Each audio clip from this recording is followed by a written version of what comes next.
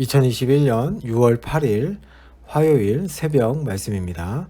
잠언 20장 16절에서 30절까지 말씀, 성급하지 않는 것이 지혜입니다 라는 제목으로 오늘 말씀 보도록 하겠습니다. 16절을 보시면 보증에 관한 말씀이 나오죠. 잠언에서 보증을 서는 것에 대한 경고는 아주 자주 나옵니다. 6장에서 11장에서 그리고 17장에서 나오고요. 뒤에 25장에서도 이 보증에 관한 말씀이 나옵니다.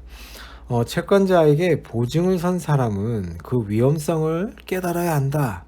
그리고 채권자가 담보로 요구하는 옷과 몸까지 저당 잡혀야 한다라고 말씀합니다. 이러한 가혹한 조치는 채권자에게 보증 서는 사람을 봐주지 말라는 교훈을 가르치기 위함입니다. 그리고 보니까 16절 후반절에 보니까 타인을 위해 보증을 산다면 그의 옷을 취하라 라는 말씀하죠. 여기서 타인은 낯선 사람 또는 이스라엘 사람이 아닌 이방인을 가리키는 용어입니다. 가족이나 친족의 범위를 넘어선 타인을 위해 보증을 서는 경우 담보물을 꼭 취하라는 말씀이죠. 이 말씀은 잘 모르는 타국인을 위해 위험을 감수하지 말라는 것을 이제 강조합니다. 너무 성급하게 하나님 보증을 서서 위험에 빠지는 일이 없도록 주님께서 경고하시는 것이죠. 자, 17절 말씀은 도둑질한 물이 달고 몰래 먹은 떡이 맛이 있다 라는 9장 17절에 그 말씀의 변형인 말씀입니다. 속이는 음식은 사람에게 달콤하다 라는 말씀이 나옵니다. 불이한 소득을 얻은 사람은 처음에 횡재한 것처럼 즐거울지 모릅니다. 그러나 후에 그의 입에 모래가 가득 것이다 라고 말씀합니다. 이 말씀은 속여서 취한 불이한 먹거리에 관심을 두지 말라는 경고입니다. 부정한 방법으로 얻은 모든 이익은 달콤하죠. 그러나 그 유혹을 벗어나지 못하면 모래를 씹어야 하는 최악의 상황이 도래하게 됨을 경고하고 있습니다. 18절 말씀을 보시면 모든 일에 있어서 조언을 이제 강조하는 말씀입니다. 경영으로 번역된 히브리어 단어의 의미는 생각한 것이란 뜻입니다. 즉 어떤 일의 생각을 확실한 계획으로 바꾸기 위해서는 조언과 논의를 거쳐야 한다는 말씀입니다. 18절 앞부분은 조언과 논의를 통해서 확실한 계획을 세우고 일을 진행해야 함을 강조하는 말씀이죠. 후반부는 그 구체적인 예로 전쟁을 듭니다. 전쟁에서 확실한 전략을 세우지 않고 싸울 수 없듯이 전장에서의 전략은 너무 중요하다라는 말씀입니다. 자, 이 말씀은 전쟁에 하는 데 있어서도 성급하게 서두르지 말아라 라는 말씀이죠. 자, 19절 말씀은 남의 비밀을 누설하는 자를 멀리하라고 경고합니다. 공동체 생활에서 이 신뢰의 문제는 너무 중요합니다.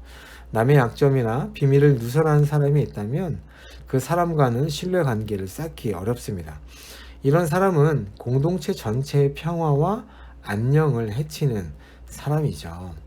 그리고 20절은 부모를 저주하는 자녀의 재앙에 대해서 경고하는데요. 부모를 저주하는 것은 하나님을 원망하고 저주하는 것과 같은 죄를 받는다라고 성경에서 말씀합니다. 그러나 반대로 부모를 공경하는 자는 이 땅에서 장수하는 복을 받는다라고 말씀하시죠. 자, 21절 말씀. 빨리 물려받은 유산은 끝내 복이 되지 않는다. 어릴 때 물려받은 재물을 제대로 관리할 능력이 어릴 때는 없기 때문입니다.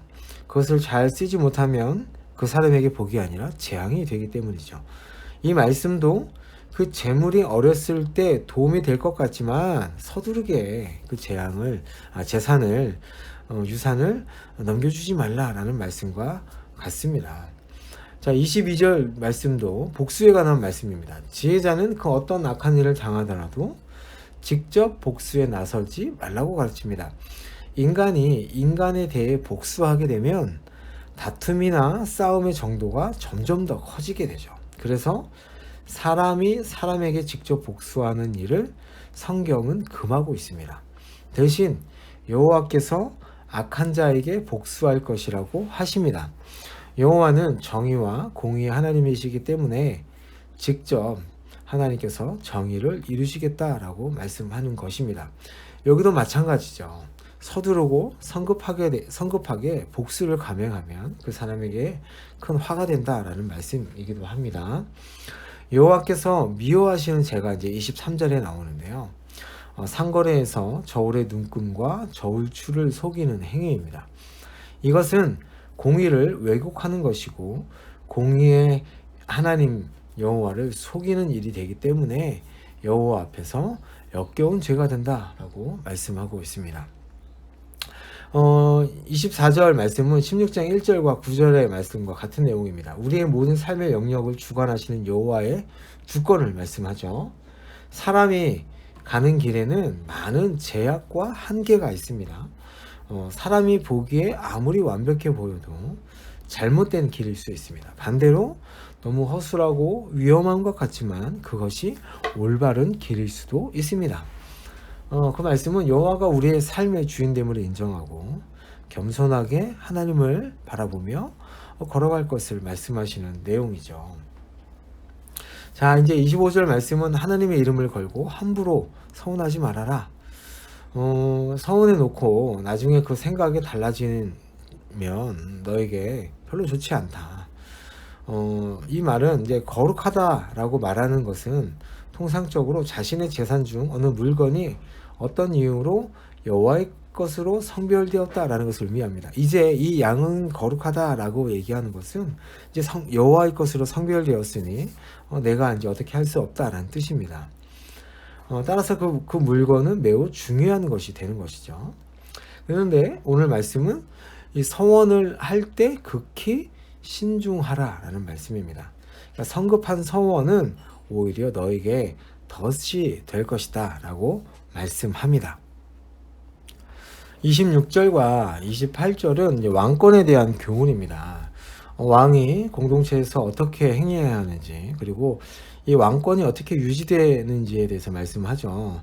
우리 왕의 임무 가운데 하나는 이 나라에서 공동체에서 악인을 분별하고 그 악을 제거하는 일이다 라고 말씀하고 있고, 이 견고한 이 왕권을 유지하기 위해서는 인자와 진리가 왕에게 필요하다라고 말씀합니다.